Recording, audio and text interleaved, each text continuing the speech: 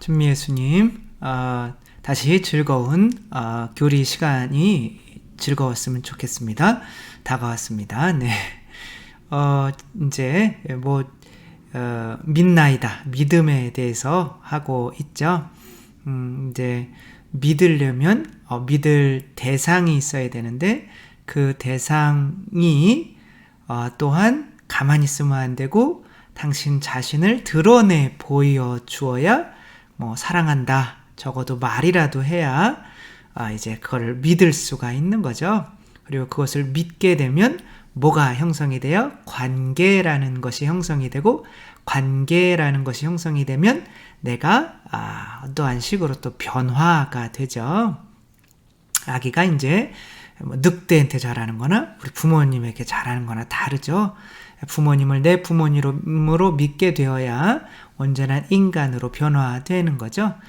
그렇게 믿게 하기 위해서 당신 자신을 이렇게 드러내 보이신 것을 계시라고 하는데 그 계시들이 성부와 성자와 성령의 이름으로 아멘. 네, 그 계시들이 어떻게 전달이 되냐면 두 가지 형태로 무엇을 통해서 전달해야 된다고 해서 두 가지 형태가 뭐예요? 성전과 성경의 형태로 무엇을 통해서? 교회를 통해서 이렇게 전달이 된다는 것을 저번 시간까지 이렇게 했었습니다. 그런데 이제 특별히 이제 칠판을 안 지워서 죄송합니다. 성경 오늘은 해석에 대해서 하는데 성경 개관에서 이 성경 해석에 대해서는 이미 자세히 했기 때문에 오늘은 이제 짧게 성경에 지금 불꽃이 튀고 있죠. 이것을 문자 그대로만 받아들인다면 정말 큰일 나죠. 이슬람교 같은 경우도 성경을 그냥 문자 그대로만 받아들여서 이제 무력으로도 어떻게 보면 정치에 관여해서 이렇게 해서 다른 나라 침공하고 그런 식으로 다른 나라를 빼앗아서 이슬람교를 전하는 것이 그래서 평화다 그게 이제. 그리고 물론 우리 교회도 많은 또 잘못이 있죠. 다른 나라 함부로 침범해서 선교라는 명목으로 이제 그런 것들이 다 모든 게 다 성경의 해석의 근본을 두거든요. 다스려라. 저들을 다스려라. 그래서 자연을 파괴하고 이런 것들이 다 성경을 너무 가볍게 권위 없이 본인 자의대로 해석을 했기 때문에 벌어지는 이러한 일들이고 그래서 성경은 마음대로 해석해서는 안 되는 거죠. 그래서 한번 성경 해석에 대해서 한번 이제 보도록 하겠습니다. 네, 101항 보면은 하느님께서 선하신 자비로 인간에게 당신을 계시하실 때에 인간의 언어로 말씀을 하신다. 그러니까 하느님의 언어로 못 알아듣죠. 그 말씀이 이제 문자로 기록된 것이 성경이다. 그래서 그 성경을 103항 보면 우리는 주님의 몸처럼 공경해 왔다. 그래서 성경 주님의 몸 그러면 성체만 생각하지만 성경과 성체가 주님의 몸인 거죠. 그래서 미사 때 뭐를 처음에 먹어요? 성경 말씀을 먹고 그 다음에 뭐를 먹는 거예요? 성체 진짜 몸을 먹고 하는 거죠. 그래서 성경 말씀이 죽으면 사실은 성체도 죽어요. 이해를 못하니까 하는 거죠. 그래서 성경은 그래서 개신교에서는 이제 성경만으로 이렇게 나갔더니 천주교에서는 그럼 우리는 성사만으로 이런 식으로 잘못 나가서 말씀의 전례가 조금 약해진 게 있어요. 그러니까 말씀의 전례가 죽으면 이제 성체에 대한 신심도 죽기 때문에 그렇죠. 자, 이 코끼리 아니죠? 자, 이 코가 잘린 코끼리는 코끼리일까요? 돼지일까요? 부모를 잃은 돼지, 아기 돼지에게 이제 부모가 되어주기 위해서 왜 그러냐면 부모 없이 자라면 분명히 이제 잡아먹히거나 온전히 자랄 수 없음을 알기 때문에 이렇게 코를 자른 거예요. 이런 이야기들이 성경에 있는 거죠. 그러니까 예수님께서 십자가에 못 박혀 돌아가신 이야기가 십자가에 있는 거고, 그런 이야기들을 이해하지 못하면 그렇게 십자가에 못 박혀서 우리에게 내어주시는 그 예수님의 살과 피의 가치도 온전히 깨달을 수가 없기 때문에 믿음이, 성체에 대한 믿음도 약해질 수밖에 없는 거죠. 그래서 이제 말씀과 성체는 함께 가야 되는 거죠. 그래서 교회는 늘 말씀으로 양식과 힘을 얻는다. 그래서 105항 보면 하느님께서는 성경의 저자이시다. 그러니까 성경의 저자가 많이 있지만 유일한 저자는 하느님, 특별히 누구라, 하느님 중에서도 성부, 성자, 성령 중에 성령이시죠. 그렇죠? 그래서 성경은 한 분의 저자가 쓰신 거기 때문에 내용이 각기 다른 것 같아도 하나로 그 내용이 이어져 있는 거죠. 그걸 뭐 다르게 그렇게 해석을 하면 안 되는 거죠.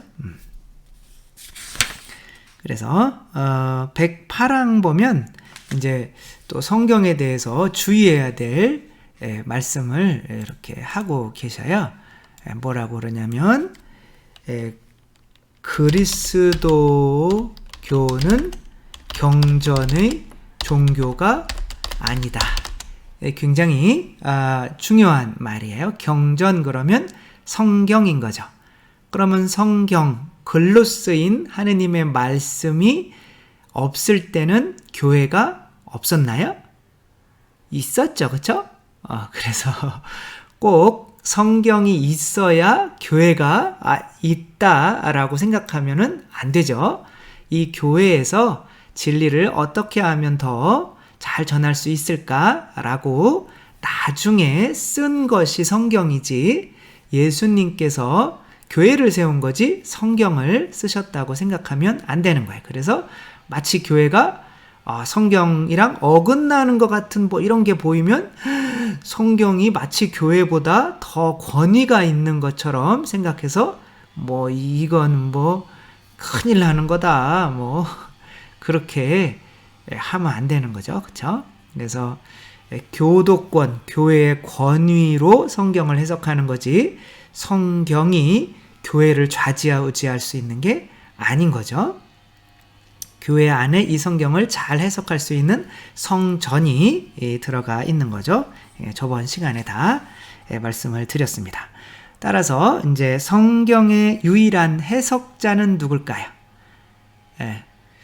제가 어떤 글을 썼어요. 그럼 그 글에 대해서 가장 잘 해석할 수 있는 사람은 누굴까요? 그 글을 읽는 사람 중에 저를 잘 아는 사람이겠죠. 그러나 그 사람보다도 더 잘 해석할 수 있는 사람은 누굴까요? 글을 쓴 본인 당사자겠죠. 그래서 성경의 저자와 해석자는 같을 수밖에 없는 거예요. 성령의 감도로 성경이 쓰여졌기 때문에 이 성경의 유일한 해석자는 성령이 될 수밖에 없는 거죠. 성령께서 쓰셨기 때문에 성령이 저자가 되시기도 하고 유일한 해석자가 되기도 하는 거예요. 근데 성령을 누가 충만히 가지고 있느냐? 바로 성령이 어디에 내리셨어요? 바로 교회에 내리셨다. 그때 마르코의 다락방에서 성령 강림이 있을 때 모여있던 사람의 숫자는 몇 명이에요? 120명. 120명은 12는 보통 한 민족, 교회를, 백성을 상징하고 10은 율법을 지키는 사람들을 상징하거든요. 그래서 율법을 지키는 백성, 그러면 12 곱하기 10이면 120명인 거죠. 그런 또 의미가 있어요. 그렇게 교회라는 하나의 명확한 교회 안에 성령께서 내려오셨기 때문에 그 교회가 해석하는 성경이 올바른 해석인 거죠.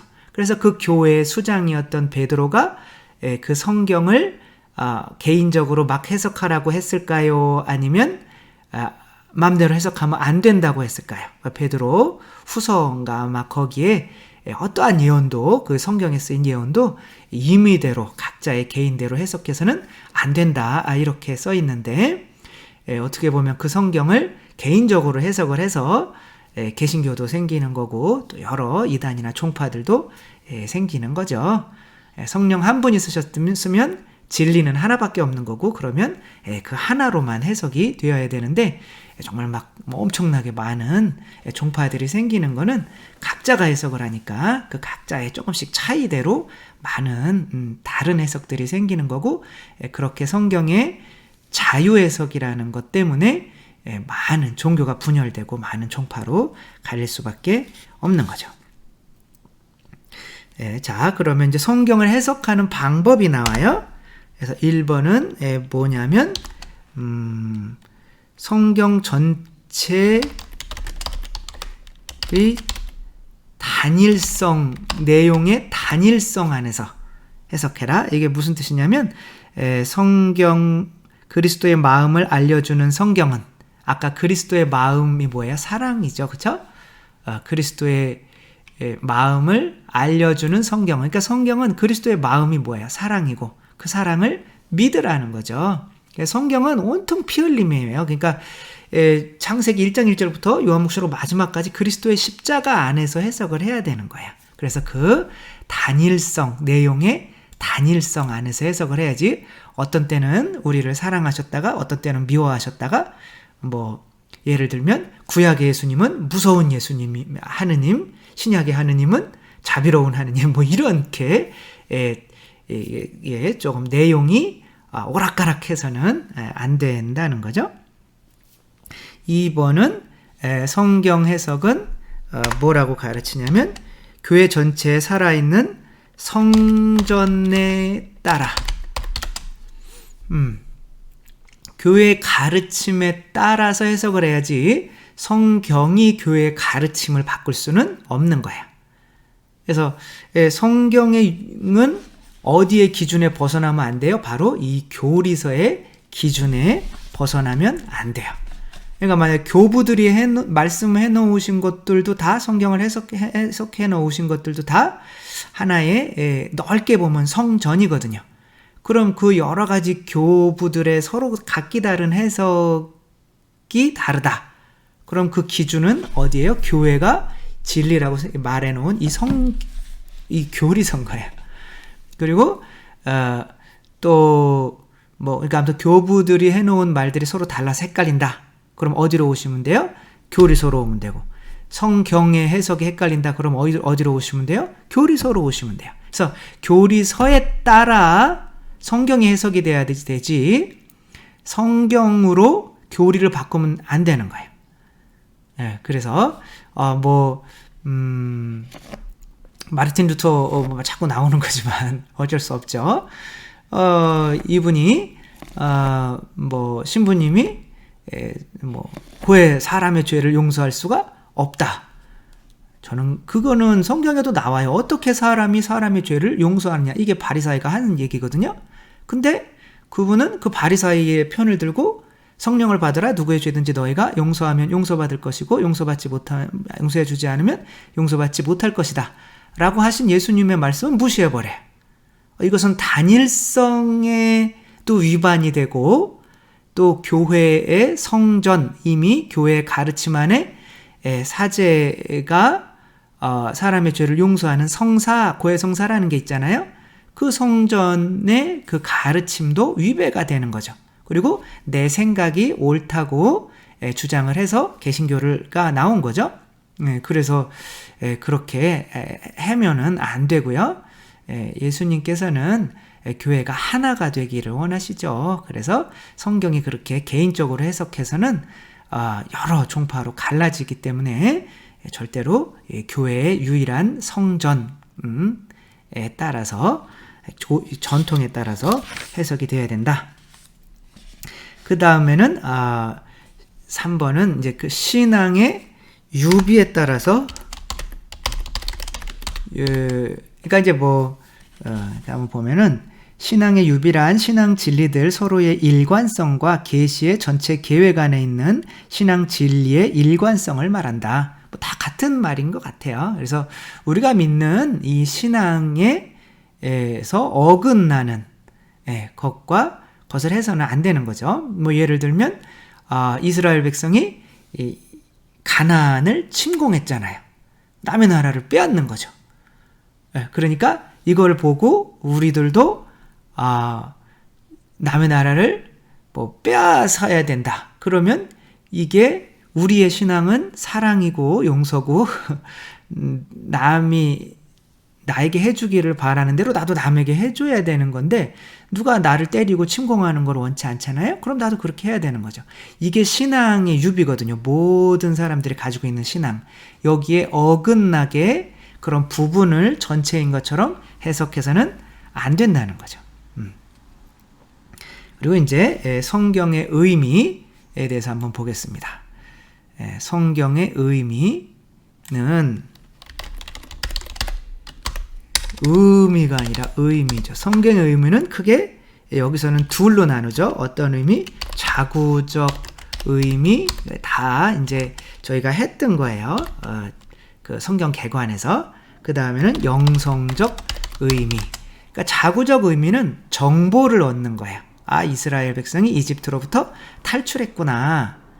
영성적 의미는 그것이 나에게 뭐가 생기게 하는 거예요? 믿음이 생기게 되는 거죠. 어떠한 믿음? 세례에 대한 믿음. 그래서 한번 바오로 사도가 사실은 자구적 의미로 문자는 사람을 죽이고 영성적 의미는 성령으로 해석하는 거거든요. 영은 생명을 살린다 이런 거죠. 그러니까 자기가 바오로가 문자적인 해석만 해가지고 뭐 성경을 외우는 사람이었죠. 근데 문자적으로 해석하다 보니 그리스도와 그리스도 이 교단은 맞지 않는 거예요. 그러니까 박해를 막 하는 거죠. 그러나 본인이 눈이 멀었음을 깨닫고 그 멀게 하시죠. 하나니아스라고 하는 교회의 사람에게 안수를 해주고 그래서 눈에서 비늘이 떨어지자 어떻게 해석이 돼요? 홍해를 건너는 게 영적인 홍해를 건너는 거는 자구적 의미는 그냥 홍해를 건너는 거예요. 영성적인 의미는 뭐예요? 거기서 믿음이 생겨나는 거죠. 세례에 대한 믿음이. 그래서 바오로 사도도 그렇게 가르치죠. 한번 읽어볼게요. 형제 여러분, 나는 여러분이 이 사실도 알기를 바랍니다. 우리 조상들은 모두 구름 아래 있었으며 모두 바다를 건넜습니다. 모두 구름과 바다 속에서 세례를 받아 모세와 하나가 되었습니다. 이 모세는 그리스도죠. 모두 똑같은 영적 양식을 먹고 성체겠죠. 모두 똑같은 영적 음료를 마셨습니다. 성령이겠죠. 그들은 자기들을 따라오는 영적 바위에서 솟는 물을 마셨는데 그 바위가 곧 그리스도이셨습니다. 이렇게 시각이 변화되어야지 자꾸 커지면 안 되겠죠? 변화되어야지 되는 거지. 그래서 이제 막 성경을 막 정말 학문적으로 하시는 분들은 이런 해석은 이건 묵상이지 이게 뭐 공부야 라고 하는데 사실 그거를 문자적으로만 해석을 해서는 우리 영적 그냥 죽어요. 제가 정말 로마에서 제일 뛰어나다는 비블리꿈의 조교님이랑 조금 약간은 이제 좀 언쟁은 아니지만 좀 토론을 한 적이 있는데 너무 문자적으로 해석하는 거예요. 그래서 심지어는 하느님께서 그 이집트 백성을 싫어하셨고 이스라엘 백성만 사랑하셨다는 거예요. 그러니 이게 지금 홍해를 건너는 것이 죄로부터 우리를 탈출시켜서 세례를 주시는 것인 것을 어떻게 해석할 수 있겠어요? 근데 영적인 해석까지 오지 않으면 우리는 마치 교회를 박해하는 바울 사도처럼 공부는 많이 할 수 있지만 오히려 영혼을 잃을 수도 있는 그런 상태에 놓일 수가 있는 거죠. 이것은 실제로 어디서 나온 거냐면 이제 자구적 해석, 윤리적 해석, 영성적 해석, 이게 오리게네스에서 나온 건데 이 자구적 해석은 이제 어떻게 보면 육체적으로 하는 거죠. 눈에 보이는 대로만 정보를 얻는 거고 도덕적 해석은 거기에서 이제 머리로 해석을 하는 거죠. 이게 윤리적으로 어떻게 죄에서 벗어나야 되는구나. 영성적 해석은 저렇게 홍해를 건너듯이 내가 그리스도의 피로 세례를 받아야만 구원받는구나.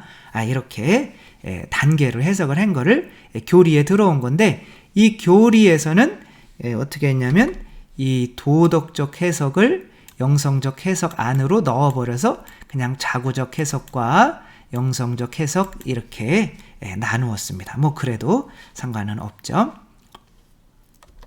그러나 이제 윤리적 해석만 한다. 그러면 누가 되는 거예요? 바리사이 율법학자가 되는 거예요. 안식일에는 쉬어야지, 하느님이 쉬셨는데. 그러면 예수님께서 제자들과 같이 가시다가 제자들이 밭에서 이렇게 막 미리삭을 이렇게 해서 일을 하잖아요. 그거 가지고 뭐라 그러는 거예요. 그런데 그 안식일이 결국에는 예수님 안에서 쉬는 게 안식이잖아요. 그렇죠? 근데 그 영성적 해석까지 오지 않으면 아무튼 도덕적 윤리적 해석까지 해도 사실은 구원을 받지 못하게 되는 거예요. 영성적 해석은 우리에게 뭐를 주는 거예요? 하느님 사랑에 대한 뭐를 주는 거예요? 믿음. 아담아 너 어디 있느냐 라고 이렇게 하느님께서 물으실 때 숨었잖아요. 그러니까 무슨 믿음이 없어진 거예요? 하느님이 자비롭고 그래서 모든 것을 용서하실 수 있는 하느님은 사랑이시라는 것에 대한 믿음이 없어진 거죠. 그러면 성경은 뭐에 대한 믿음을 다시 주는 것일까요? 하느님은 사랑이시다. 우리 모든 죄 용서하셨으니까 우리가 굳이 다른 사람 심판하면서 내 자신을 이렇게 합리화할 필요가 없다라는 믿음을 주시는 거죠. 이 믿음이 있으면 어떻게 돼요? 내가 그리스도의 피로써 다 용서받았기 때문에 정말 하느님의 사랑에 눈물 흘리고 다른 사람의 죄도 내가 판단할 수 있는 처지가 아님을 알고 이웃을 심판할 수 없는 그러한 사람이 되는 거죠. 그래서 이제 영성적 의미는 또한 어떻게 나눌 수 있냐면 이제 이번에 영성적 의미를 어떻게 나눌 수 있냐면 우의적 의미와 도덕적 의미, 아까 윤리적 해석이 도덕적 의미인 거예요. 그 다음에 신비적 의미로 이렇게 나눌 수가 있어요. 한번 볼게요. 우의적 의미, 도덕적 의미, 신비적 의미. 그러니까 우의적 의미는 뭐냐면 아까 바오로가 이제 이스라엘 백성이 홍해를 건너는 것을 세례로 이렇게 상징했듯이 그걸 이제 세례로 보는 거죠. 그래서 우의적 의미가 이제 뭐를 하는 거예요? 결국에는 우리가 해야 되는 해석인 거죠. 이게 이제 믿음을 주는 거죠. 세례로 우리 죄가 용서받는다 하는 믿음. 도덕적 의미는 어떻게 해야 된다. 저는 이것을 이제 요 사이에 넣고 싶은 거죠. 요것만 가지고는 안 되는 거죠. 신비적 의미는 그 믿음을 가졌으니 미래에 어떻게 된다 우리가. 그러니까 이제 예루살렘이 있잖아요. 그러니까 예루살렘은 하느님의 백성이 사는 동네잖아요. 그 동네가 요한묵시록에 가면 뭐가 돼요? 천상 예루살렘이 되는 거죠. 그게 바로 뭐가 되는 거예요? 교회가 되는 거죠. 그래서 지금 예루살렘이라고 하는 것이 바로 교회구나라고 이렇게 해석하는 것이 우의적 의미고, 그러게 그 교회에 그럼 머물러야 예수 그리스도와 나중에 혼인하는 천상 예루살렘이 되는구나. 그 방향을 알려주는 게 신비적 의미인 거죠. 그러니까 우리가 알아야 되는 거는 이것만 알면 다 돼요. 모든 우리가 해석은 뭐로 해야 된다? 우의적 의미로 해야 된다. 그냥 읽으면 자구적 의미는 저절로 돼요. 그리고 우리가 머리가 있기 때문에 도덕적 의미도 그렇게 어렵지 않게 이렇게 해야 되는구나 돼요. 그러나 여기까지가 오려면 이게 바로 성령께서 필요하신데, 도움이 필요한데, 이 성령의 도우심으로 우의적 의미로 해석을 해야 되는데 우리가 충만한 성령을 가지고 있지 않기 때문에 주님께서 교회에 해석해 놓으셨어요. 그 우의적 의미로 해석을 해서 해놓은 게 다 이거예요. 이 안에 다 성경 해석이 다 들어가 있어요. 노아의 홍수 이런 거 세례고, 노아의 방주는 교회고 이런 우의적 해석이 이 안에 다 들어가 있어요. 이미 다 해석을 해놨어요. 그러니까 성경을 잘 해석하시고 싶으면 교리 공부를 열심히 하시면 되는 거예요. 그래서 제가 사실은 성경 석사까지 하고 나서 조금 더 오히려 성경을 잘 해석하고 싶어서 교의 신학으로 간 거예요. 교의를 더 많이 알아야 더 많이 아는 만큼 성경이 보이기 때문에 그런 거죠. 그러나 뭐 잘 해석을 하는지는 모르겠어요.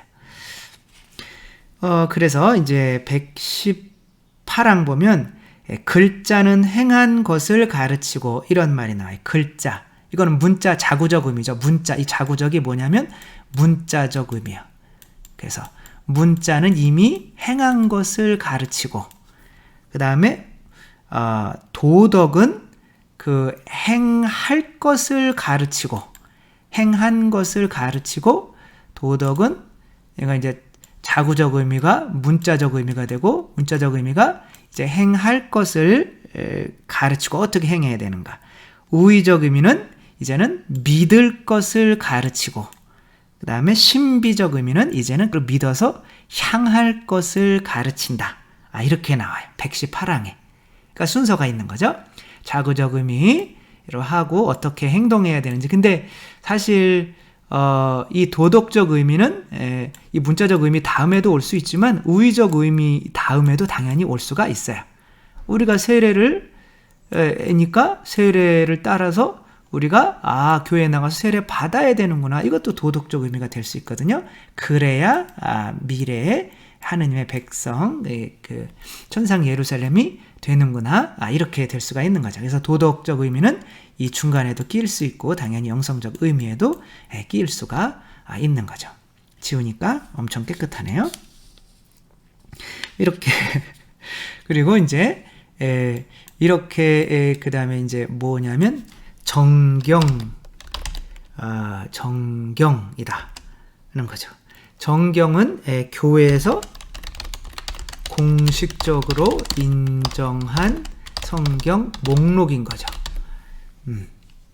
이 이제 뭐 자주 이제 말씀을 드리지만 교회에서 성경은 구약 성경은 있었죠. 구약 성경은 있었는데 그것도 뭐 다 성경 개관에 대해서 설명을 해드렸는데 구약은 어떻게 됐어요? 구약은 이스라엘 사람들이 이 교회를 미워해서 90년부터 이제 몇 년 동안 얌니아라고 하는 이스라엘 그 해변가 지역에서 모여서 바리사이들이 그리스도 교회에 대한 저주문을 쓰고 구약을 이제 그리스어가 포함된 나중에 예수님이 태어나기 전에 한 400년 동안의 성경을 없애버렸어요. 그러니까 히라버로 쓰여진 성경을 없애버렸어요. 그래서 39권 이걸 이제 개신교가 따르는 거죠. 이걸 했지만 카톨릭에서는 이 70인역은 뭐냐면 그 복음서를 쓰시던 분들이 복음서 내에 구약을 또 인용해야 될 거 아니야. 그런데 히브리 성경을 인용한 것이 아니라 이 그리스어로 이미 번역돼서 있는 70인역을 인용하고 있었어요. 그 얘기는 이미 복음서를 쓰시는 분들이나 그거를 읽으시는 이스라엘 분들이 어떻게 돼요? 그 성경 70인역을 온전한 성경으로 인정을 하고 있었다는 거죠. 그 성경 70인역에 나와 있는 목록을 우리 이 카톨릭에서는 이제 쓰면서 그래서 몇 권이 되는 거예요? 46권이 되는 거죠. 자세한 내용은 이제 거기를 참조해 보시기 바랍니다. 신약은 이제 또 뭐 성경을 뭐 이렇게 쓸 생각을 못 하다가 이제 제자들이 이제 막 돌아가시고 그러니까 이제 이것들을 글로 남겨야 될 필요성을 느꼈기 때문에 뭐 예수님 돌아가시고 한 40년 이후에나 이제 슬슬 쓰여지기 시작해서 이제 뭐 어떻게 보면 내가 뭐 이거 복음이다라고 하는 것만 해도 40권이 넘어요. 거기 우리가 모르는 뭐 야고보 원복음서, 베드로 복음서, 막달레나 복음서, 유다 복음서 뭐 엄청 많아요. 그런 복음서들이 많지만 교회가 권위를 가지고 이런 것들은 약간 이상해 라고 얘기할 수 있는 거는 교회가 진리를 가지고 있었다는 거죠. 그걸 뭐라고 그러는 거예요? 그거를 이제 그 진리 자체가 다 포함하면은 그거를 성전이라고도 할 수가 있는 거죠. 그래서 교회 교도권이 가지고 있는 그 권위로 이제 27권만을 이제 제일 늦게 된 게 397년 카르타고 공의회에서, 그러니까 예수님 돌아가시고 한 400년 정도 지난 다음에 신약은 이제 정경으로 27권이 되는 거죠. 근데 이제 뭐 마르틴 루터는 이 교회를 따르기는 싫었는데 신약은 뭐 어떻게 할 수가 없었던 것 같아요. 그래서 이제 야고보서를 이제 뺐다가 그 이제 믿음만은 강조해야 되는데 야고보서는 행위가 없는 믿음은 죽은 믿음이다. 이게 너무 싫은 거죠. 그래서 야고보서를 뺐는데 주위에서 이제 난리를 하니까 그냥 그걸 다시 넣은 거죠. 그러나 구약은 유태인들 거를 따라야겠다. 유태인들이 옳으니까. 그런데 사실은 유태인들이 이 39권을 정한 것도 실제로는 그리스도교가 미워서 그리스도교의 신학에 맞는 오히려 그 내세 세상이 있고 심판 사상이 있고 그런 내용들을 다 이제 없애버린 그것들을 이상하게 정경으로 좀 달라야 되니까 그렇게 한 거겠죠. 그렇게 한 거죠. 그래서 이제 복음서의 형성 과정은 1번 예수님의 당연히 생애와 가르침이 있었겠죠. 이거는 이제 사도들이 기억하고 있는 거죠. 그 다음에 2번은 이제 그 생애와 가르침을 말로 전하는 거죠. 이걸 뭐라고 그러는 거예요? 성전인 거죠.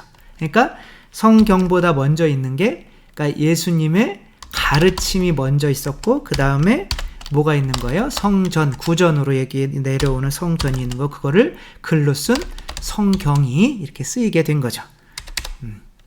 이렇게 이것을 누가 전하는 거예요? 바로 교회가 이제 이렇게 전하게 되는, 예수님의 가르침을 그러한 모습으로 전하게 되는 거죠.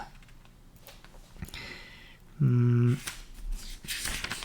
다 왔으니까 한 1, 2분만 더 하겠습니다. 그래서 이제 구약과 신약은 서로 다른 거예요. 하나예요. 구약과 신약의 단일성은 어떻게 해석이 되어야 되냐면 아까 우의적 해석으로 하면 된다 이거예요. 그렇죠? 신약에서 예수님이 세례를 말씀하셔요. 그럼 구약에서 뭐예요? 홍해를 건너는 거죠. 신약에서 예수님께서 옆구리가 찢어져요. 그래서 피와 물이 나와요. 그러면 구약에서 이스라엘 백성이 탈출해서 이 광야에서 그 바위가 깨져서 거기서 물이 나왔죠. 그러니까 그 바위가 바로 그리스도구나. 이렇게 해석을 해야만 신약과 구약이 서로 다른 게 아니라 하나가 될 수가 있는 거죠. 그래서 우의적 해석을 해야만 구약과 신약이 단일성이 유지된다는 거죠. 그래서 교회는 이미 사도들 시대 그리고 그 이후에도 성전 안에서 교회 그 전통 안에서 일관되게 예형론에 의거하여 신구약에서 하느님 계획의 단일성을 천명해왔다. 그래서 우의적 해석의 하나의 방법이 바로 뭐냐면 예형론인 거예요. 예형론. 네. 그러니까 이제 그 구약에서 이미 뭐가 있다는 거예요. 그러니까 구약의 그 홍해를 건너는 게 세례의 예형인 거죠. 그다음에 뭐 노아의 방주, 그럼 노아의 방주가 교회의 예형인 거죠. 그다음에 에덴 동산이라면 하느님 나라의 예형인 거죠. 가나안 땅도 하느님 나라의 예형인 거죠. 그다음에 뭐 예루살렘도 교회의 예형인 거죠. 이해하시겠죠? 그래서 이 뭐 홍해를 건너는 거는 세례의 예형인 거죠. 그 예형론적 해석이 바로 우의적 해석이랑 같은 말인 겁니다.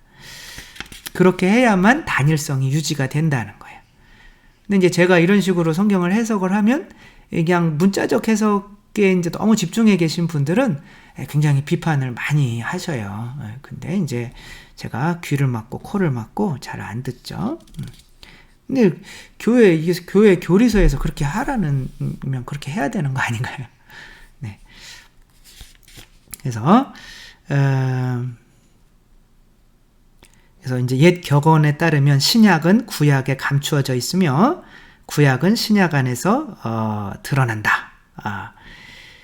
이거 이제 굉장히 아구스티누스의 말인데, 신약은 구약에 감춰져 있어요.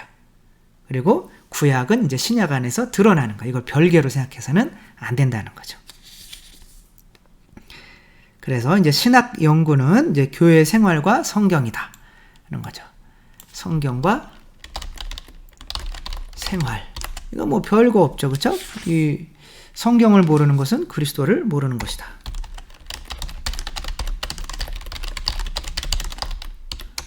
그러니까 성경을 읽고 배우고 하지 않는다는 것은 그리스도를 알고 싶지 않다는 거, 그리스도를 사랑하고 싶지 않다는 말인 거죠. 이게 이제 교회의 전부입니다. 성경 연구는 신학의 생명과도 같은 것이고 134강 보면 이렇게 권고하고 있습니다. 교회는 모든 신자가 성경을 자주 읽음으로써 그리스도 예수님을 아는 지식의 지고한 가치를 얻도록 강력하고 각별하게 권고한다. 성경을 모르는 것은 그리스도를 모르는 것이기 때문이다. 네, 이렇게 우리는 성경을 알죠. 그렇죠? 또 우리 성경 공부도 함께 그래서 하고 있는 거죠. 그리고 이제 성경 공부는 바로 믿음을 키우는 공부이기 때문에 머리를 키우는 그 바리사이적인 공부가 아니라 믿음을 키우는 공부이기 때문에 그 우의적 해석, 내용론적 해석으로 성경이 해석이 특별히 구약성경 성경이 그렇게 해석이 되어야 한다는 거 또 여기까지 하며 그리고 이거 성경이 우리의 믿음을 키워야 바로 성체에 대한 신심도 깊어져서 성사생활도 뜨거워질 수가 있다는 거. 그래서 성경을 조금이라도 더 가까이 하려고 하는 우리들이 되었으면 좋겠습니다. 주님께서 여러분과 함께 전능하신 천주 성부와 성자와 성령께서는 여기 모인 모든 이에게 축복을 내리시어 길이 머물게 하소서. 주님을 찬미합시다. 하느님 감사합니다. 성부와 성자와 성령의 이름으로 아멘. 네, 감사합니다. 사랑합니다.